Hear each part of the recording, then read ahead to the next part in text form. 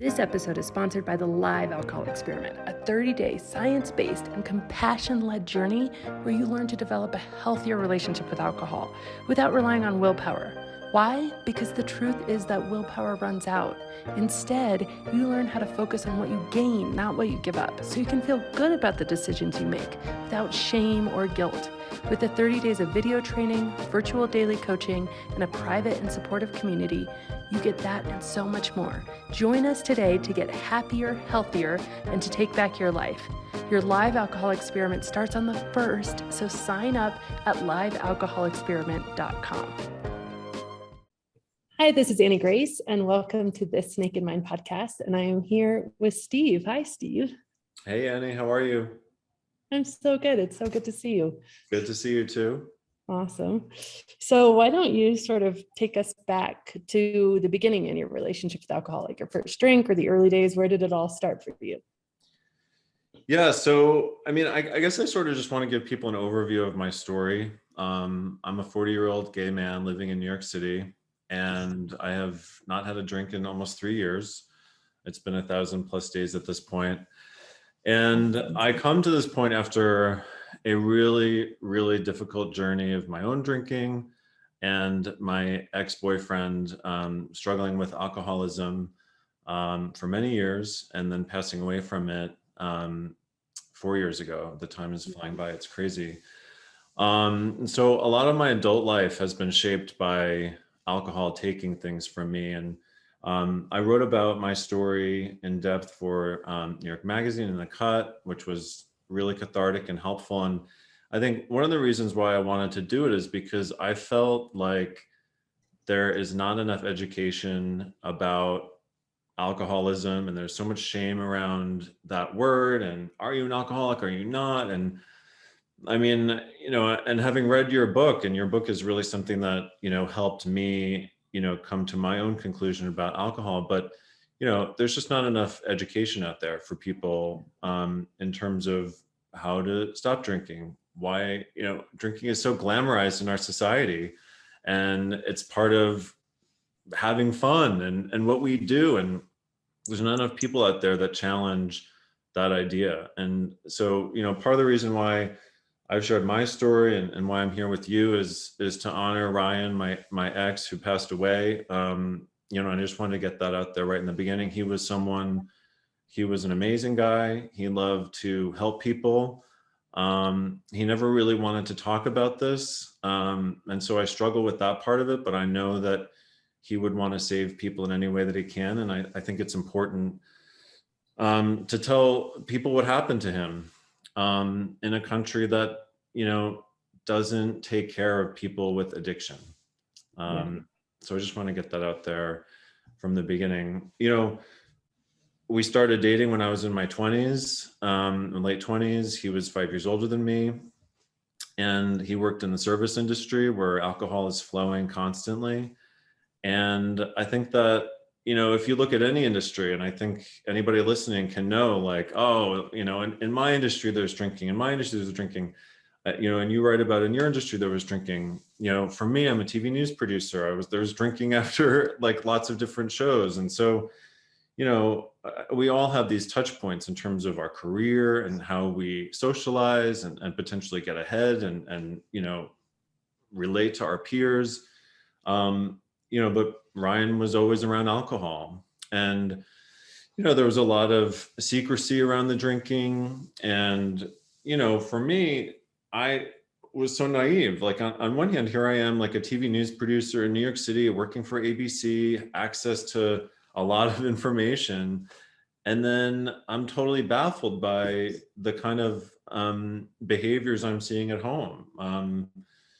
It would range from, him kind of being, now I know he was drunk, but at the time I was rationalizing like, oh, that was weird behavior. Or why did he fall asleep at 7:30? And, finding bottles around the apartment. And, it was really troubling, but they were isolated incidences, and friends would sort of help, but then be like, oh, everything's fine. And, there gets to be so much under the rug over time that ultimately we did break up. And, about a year and a half went by. And I'll tell you, in that year and a half, he drank more and he drank more and he drank more.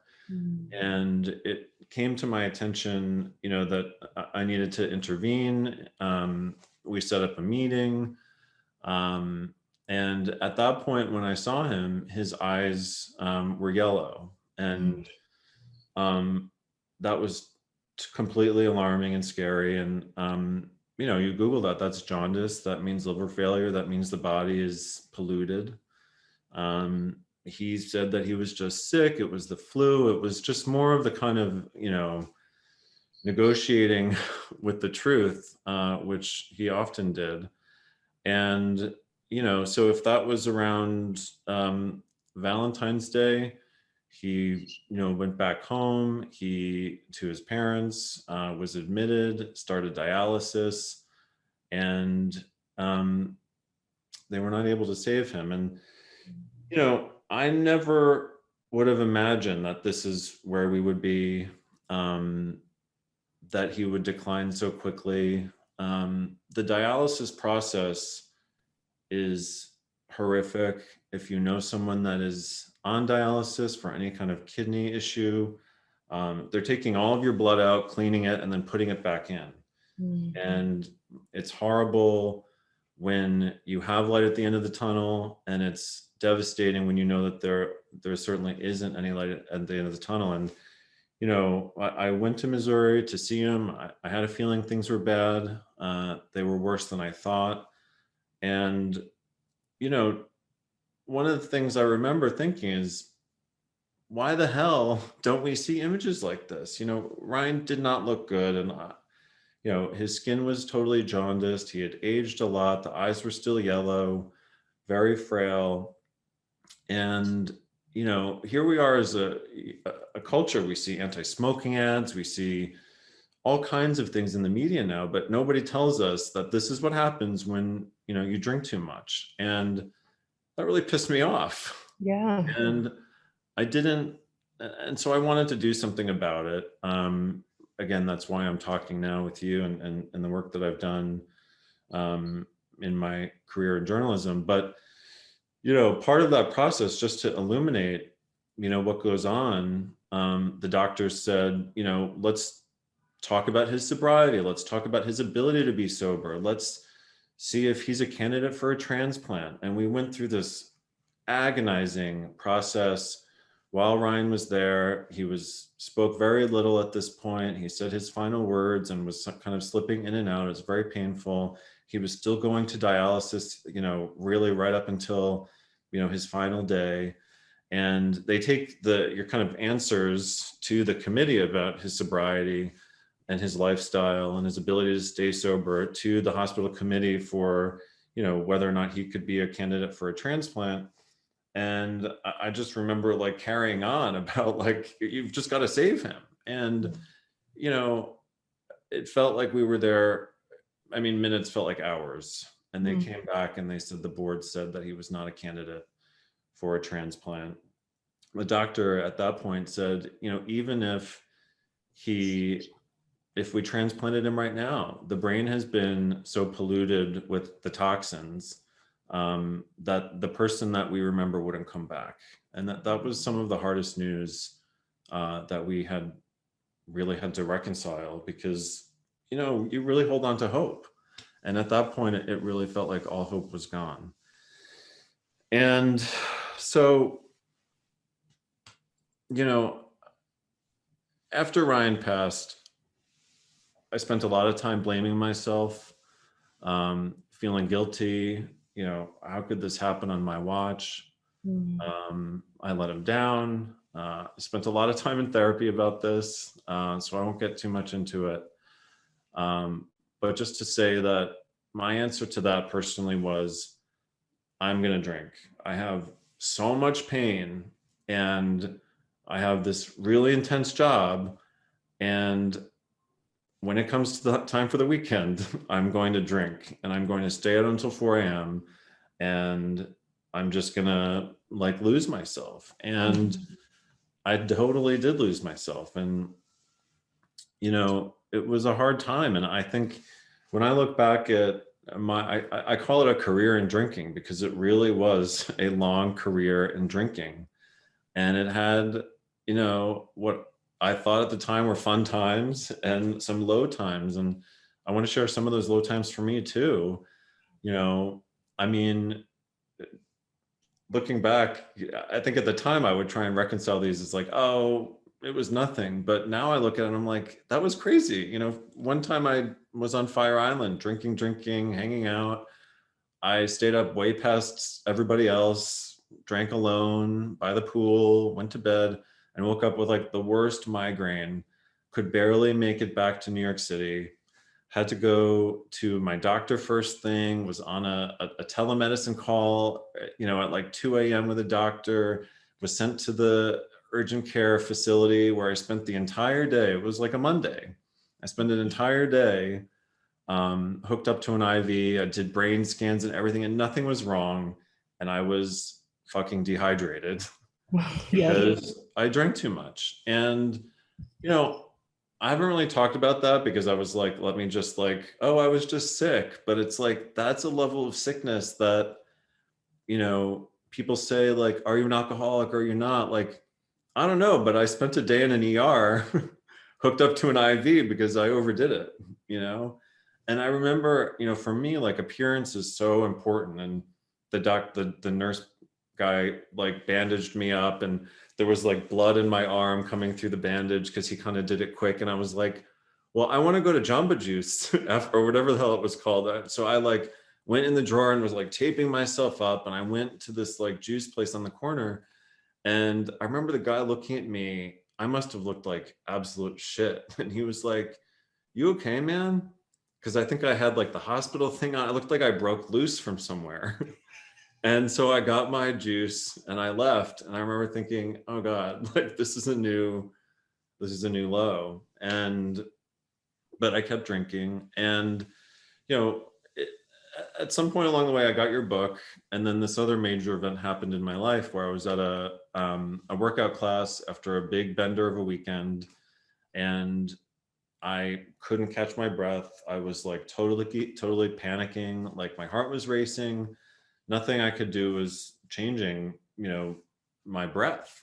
And I ended up in an ambulance, in a driving through Central Park to the hospital, did all the tests, spent another day at the hospital, um, eventually calmed down. And one of the things the heart doctor said after looking at my blood that they took that day was that some of the enzymes in my liver were high, and maybe that was from drinking, and maybe a lot of things. But I was like, this is bad. I came home, I had those sticky heart monitor things all over my body. I was scared. Instead of leading the show that I was in charge of at the time, I was in the back of an ambulance riding through Central Park. And I thought, okay, I need to take a break. I had been thinking about changing my relationship with alcohol for a while. I had started reading your book. And,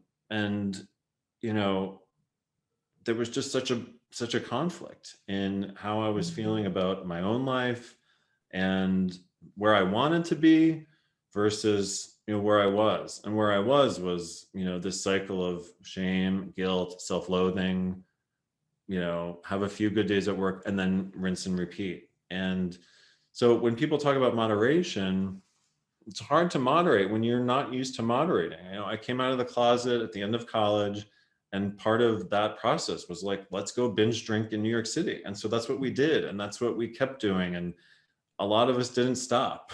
And it was part of what the community was about. And I think,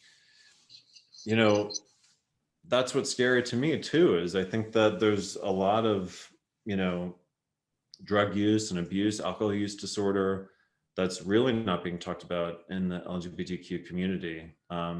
And so when Ryan passed away and with my story, I think it's important to just talk more about, what's going on with people. There's a lot of depression and mental illness, and I'm glad to see that's in the news more. But I think one of the things we're not talking about is substance abuse. We're talking about it on the back end. We saw a couple of weeks ago, the New York Times coming out, and a lot of people reporting this, but more people, there was a spike in deaths during the pandemic.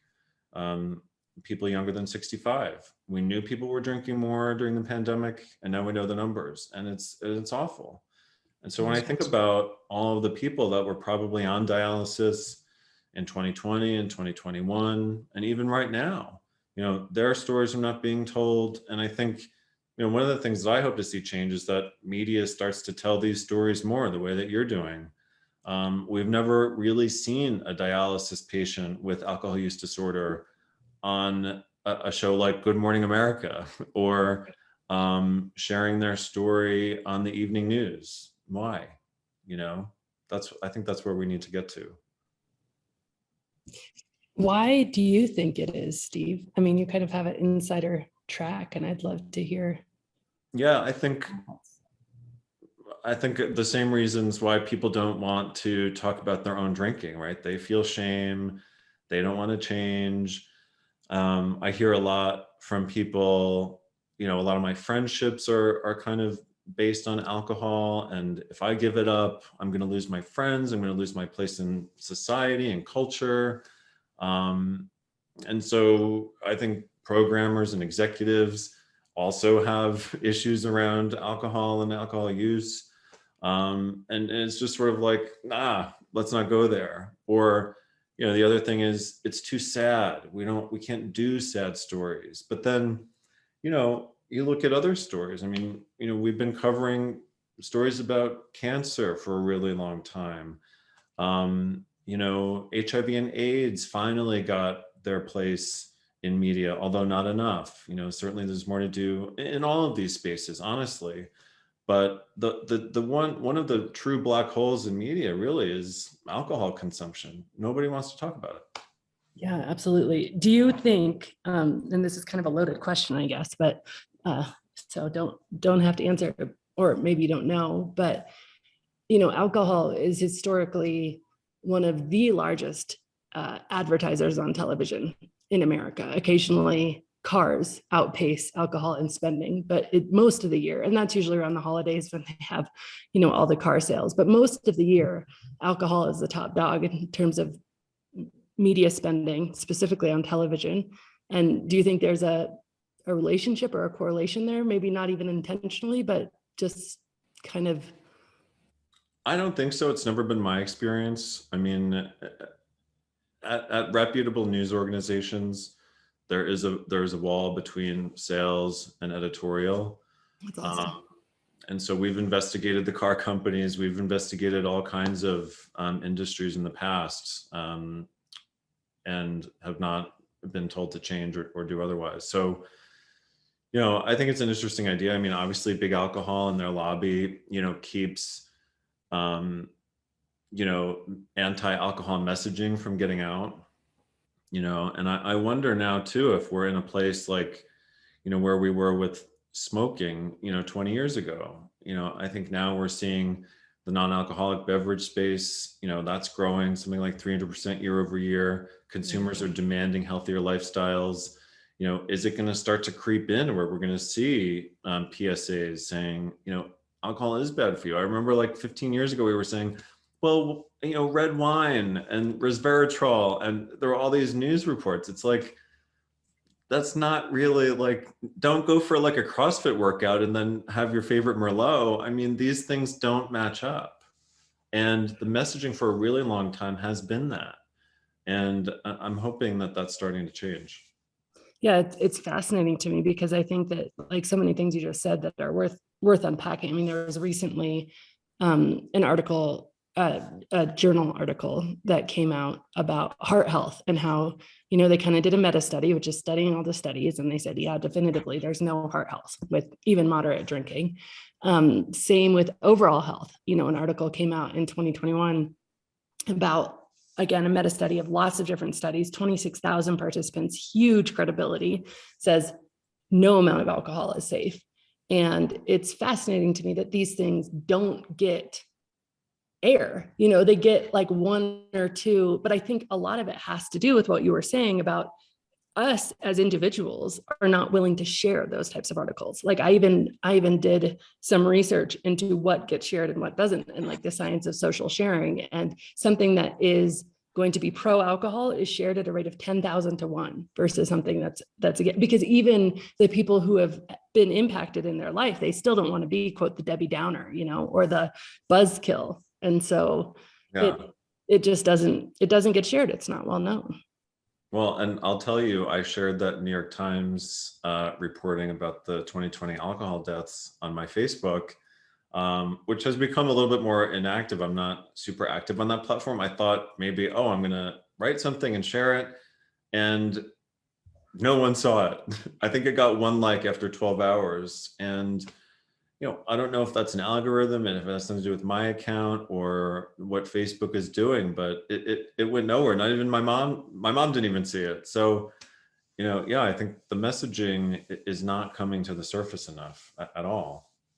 Yeah, it's fascinating. I mean, the last time I was on GMA, I was asked about the non-alcoholic drink trend and the fact that we're going from 400 million to like 1.5 trillion by 2026. And but that's a very positive angle. That's, it's a business angle. It's very light touch. There's nothing sad in that message. There's nothing personally convicting in that message for people who are drinking. And so at least that's happening. And I think that's at least positive. People are saying, okay, this is catching on in a bigger way. Yeah. I think one of the things that you said to me recently when we were talking is, a part of living naked and this naked mind is about creating a life that you don't want to escape from. And I think that's something that, people can really wrap their heads around. For me, I had this sort of North Star of what I wanted my life to be. And parts of it were in place and parts of it were not in place. And I knew that until I could take care of this drinking and this kind of cycle that I was in, that I was not going to achieve or have those things in my life, and it kind of feels like, reaching your true potential. And alcohol is a depressive and, the cycle of it is, and one of the things you say in the book, I reread this morning, it's like you drink now, however much you drink now, you drank more than you did 5 years ago. And in 5 years, you're going to drink more than you did today. And I thought that is absolutely true. Right. And so at the time when I was, just wrapping up my career in drinking, I was at dinner and having 2 martinis because vodka sodas weren't enough and wine was not enough because dinner was really supposed to be a launch pad for like an epic night out. So start with 2 martinis and then do beers and tequila shots and more beers. And, I think about that last drink that I had, which I barely finished. It was like a Bud Light in a plastic cup. And it's like, it was almost 4 a.m. And I'm like, well, how pathetic is that? Like, here's this thing that I invested so much time and money in, and it ends in a plastic cup of Bud Light in a dark bar somewhere. I mean, that is not something that is a rewarding behavior, right? Yeah, it's so interesting. I 2 things that I wanted. Well, actually, I have a bunch of questions for you. But first of all, social life in New York City, not drinking. Can you talk to us about that? How that is? Yeah. Well, I think it was hard at first. And, I would take an edible. I don't like relying on those either. But I think they help soften the initial, few months of kind of going out. But yeah, my life did change. I don't see 4 a.m. anymore. And some of my friendships have changed, and that's okay. We evolve and you have to be kind to yourself, right? And know that you're doing something that not everybody else is doing.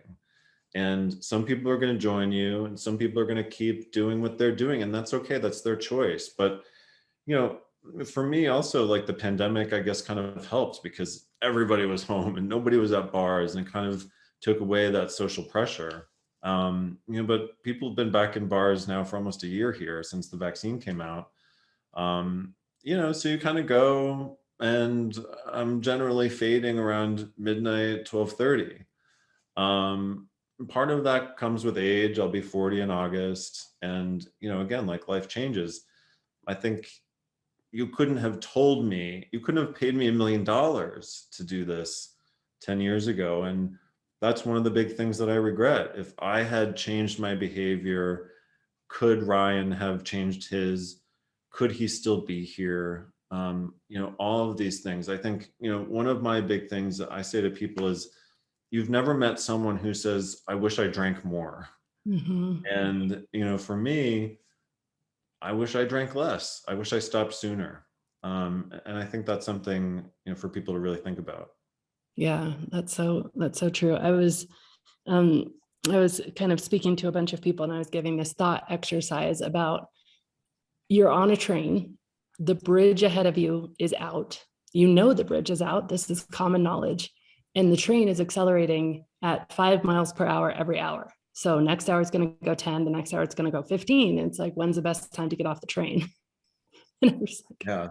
Well, now. So why don't we get off the train when we know the bridge is out? And it's a very, I think, loaded question with a ton of answers. But I think one of the things is that often what people identify with, and I certainly did, is that we're waiting for something, either a future version of ourselves to come and sort of rescue us, like, oh, well, it's that whole tomorrow thing, or some sort of circumstance that's going to prove to us, whether it's the doctor telling us we need to stop, or whether it's, the situation. And we're almost just waiting for it to get bad enough. And that's one of the things that I really want to just have us explore as a culture. Like, why are we waiting for it to get bad enough? Why not be able to look at it now? Well, I mean, that's because there's been all this language around rock bottom, and people are like waiting for this rock bottom, right, to wake them up, or they think cameras are going to come in and they're going to be on A&E's intervention, or something monumental is going to happen. And that's just not the truth. That's not the experience. Rock bottom is going to be different for everybody. For me and for Ryan, we went to therapy. I had my own therapist. We went to couples counseling, and we talked about all these issues. And I look back and I get mad, because I'm like, how come that therapist didn't save us, any of that? And was it even a topic of conversation, or? Oh yeah. Yeah. Okay. Yeah. And, I just, it's hard to understand how it was missed. Mm-hmm. But again, I think that you can only do so much too, when you have someone like Ryan who wasn't really admitting to the problem, right, until the very, very end. And society and culture, being the way it is, people get by, and people don't want to see the truth about some of it, and yeah. I think it is so tough. One of the other things that I really like talking about from a position of just exposing is, I think one of the reasons we miss it and that we collectively don't look at it is actually in the labeling. And what I mean by that is, if you think about the only disclaimer that has to be on anything alcoholic, unless you're in a bar and there's a pregnancy notification behind bars, but other than that, any packaging is drink responsibly. And if you consider that message, it is so shame-inducing, because it's basically saying that you, human being, if you cannot drink an addictive substance that is, nobody disagrees that this is addictive to human beings, right? There's not debate in that. But if you can't engage with it, quote, responsibly, then it's really on you. And I read a staggering statistic recently that if Americans decided to drink responsibly, 80% of the alcohol sales would stop tomorrow. And that would be, 1 drink a week or 1 drink a day for women, 2 drinks a day for men, which would be the definition of drink responsibly, according to the CDC. And it's which is already too much. Right, which is, according to all of the other research, no amount of alcohol is safe. Even that much alcohol increases, all sorts of cancers. But But just that Right. that phrase is really infuriating to me, because I feel like that phrase, the subconscious undertones of that means that we're not going to talk about it if we feel irresponsible. We're going to blame ourselves. Like, it's inherent in even that language. Right. Yeah. No, it's put on us. We're the problem. When really, the substance is addictive. And like you said, it's we drink more now than we did before, and we will in the future. And I'm hoping that messaging changes. I think it's going to take a lot to do it. Yeah, and I don't even know of any initiatives or actions or anything attempting that change at this point. I mean, granted, I'm not in the know about everything, but I certainly haven't heard of anything. So, One of the things that I liked on your social media the other day was the definition of what an alcoholic is, and kind of sparsing that out with alcohol use disorder. I think that's part of the messaging too that needs to change. There's so much change around alcoholic. Um, when people have varying degrees of issues with alcohol throughout their lives, you may have a bad period, you may get it under control, or it may come back. And I think moderation is hard for a lot of people.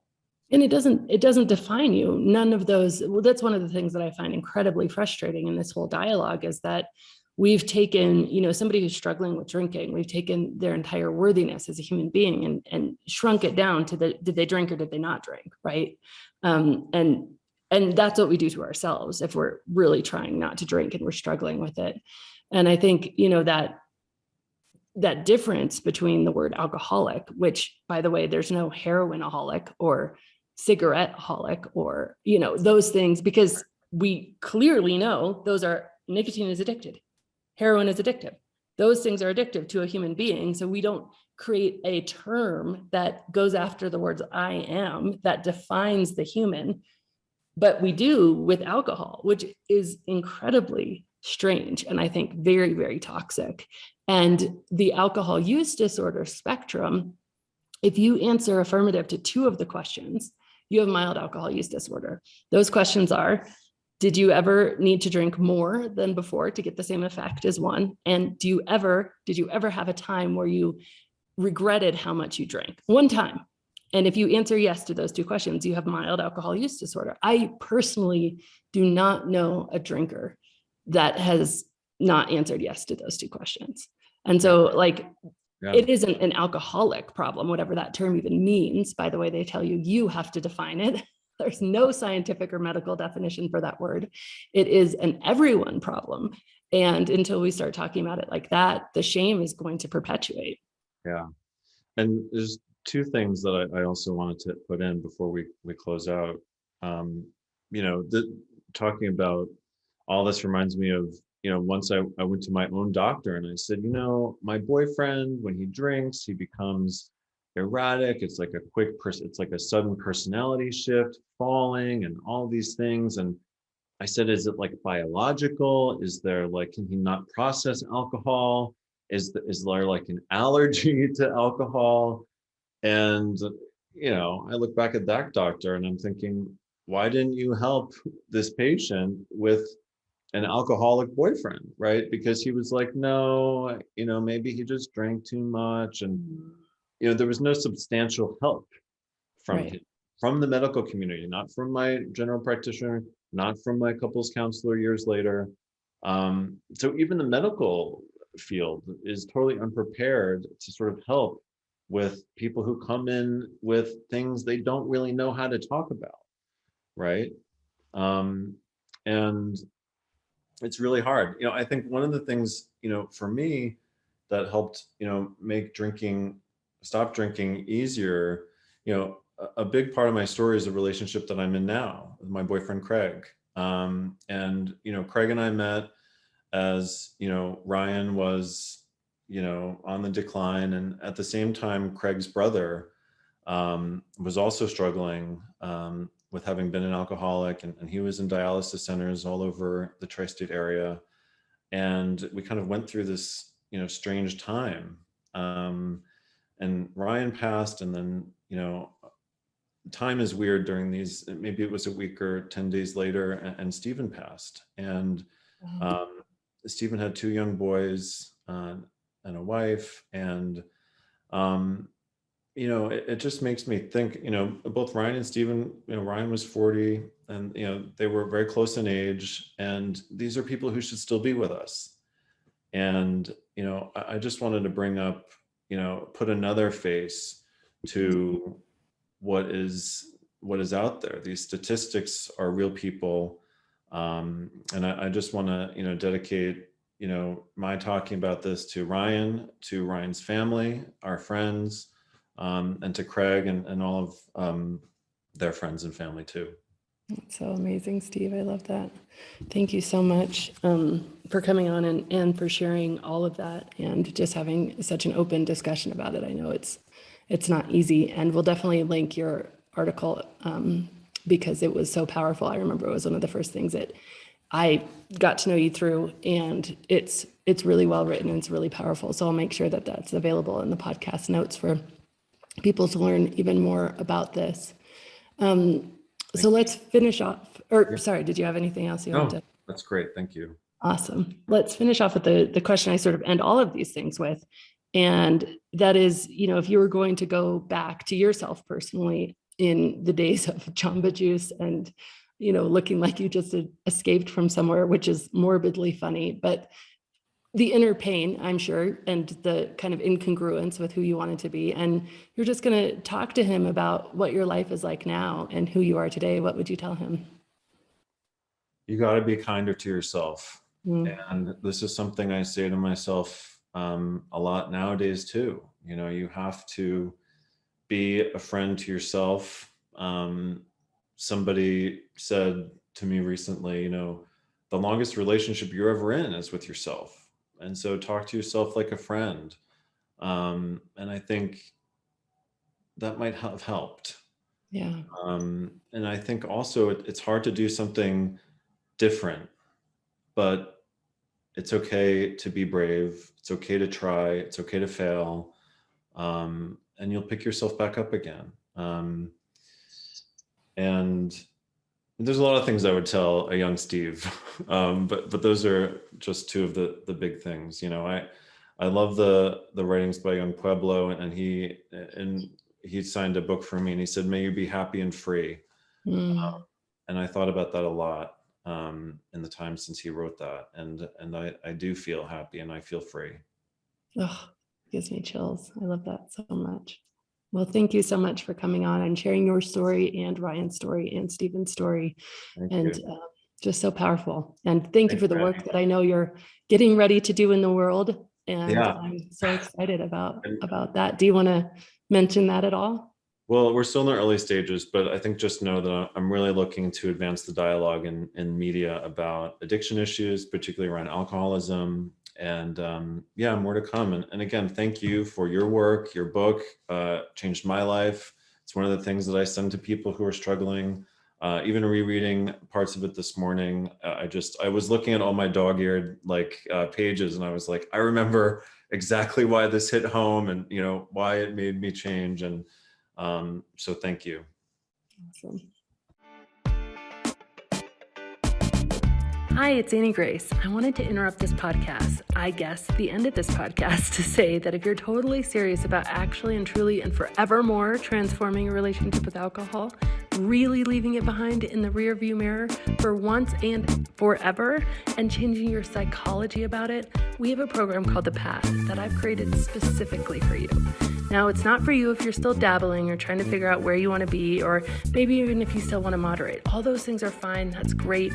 But if you're beyond that and you're like, no, I just want to be done with this. I'm ready to invest some time and I'm ready to just make this happen. I want the answer. I want the easy way out. Then I want you to check out nakedmindpath.com and join us in the path, where you receive coach-guided and community support so that you can truly make this lasting change that you want in your life. And as always, rate, review, and subscribe to this podcast, as it truly helps the message reach somebody who might need to hear it today.